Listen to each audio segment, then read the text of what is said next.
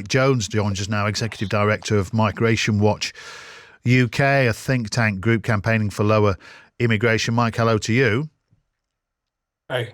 Hi. Hello. Hi. Yeah. Hi. What do you think of the points Enver was making there? Let's start with a mechanism of removing those who are not genuine asylum seekers. Uh, Enver's policy proposal is to strike some sort of deal with France. I think that's absolute pie in the sky thinking. I mean, first of all, France is a member of the European Union, and they have a common asylum policy. So you'd have to deal with the European Commission. And the fact is, France has enormous leverage within the EU, and it would be politically toxic for the French to strike a returns policy with the UK. Now, this doesn't mean any deal can't be struck, but it would require some sort of quid pro quo where we return some people to the EU, but they send illegal immigrants over to the UK. So this would not solve the Channel migrant crisis. In fact, it would make it worse. And this is precisely what happened under the Dublin Convention when we were members of the European Union. So this isn't going to work at all. I mean, ultimately, you need returns policies with various governments, whether those are third countries like Rwanda or countries of origin. But to do this, you've got to amend or abolish the Human Rights Act.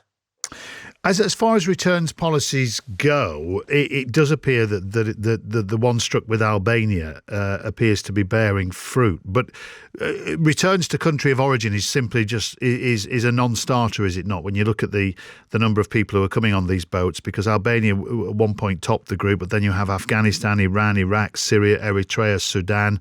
The list goes on. It's going to be impossible, is it not, to return people to those countries?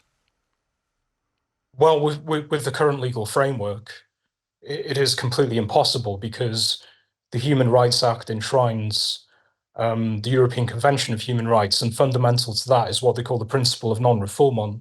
So you cannot deport an illegal immigrant and, very often a foreign national criminal to their country of origin if it's deemed unsafe.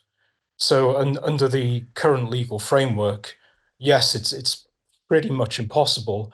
I mean, you know, Rishi Sunak recently thrashed out a returns policy with the Turkish government, but the Home Office deemed Turkey unsafe, even though Turkey is a member of NATO.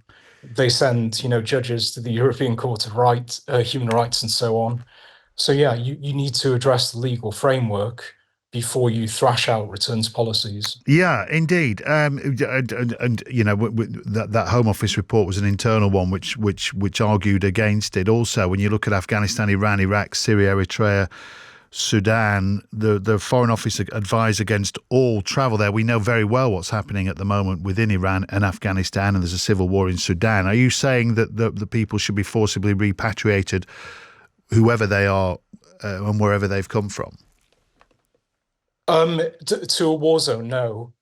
But that's, where Rwanda comes into play, where you have a safe third country. To a sort of extreme totalitarian regime, like, for example, Burma or North Korea, absolutely not. If there's a high probability they're going to be detained and tortured, no, I don't argue with that. But in the vast majority of cases, those arguments don't apply. There are going to have to be so many deals, aren't there? Because Rwanda, I think, have said they'd take 200 annually, 200 migrants annually, which equates to 0.7% of those that came last year. There's going to have to be an agreement with many, many countries around the world. I mean, that is simply unfeasible, isn't it?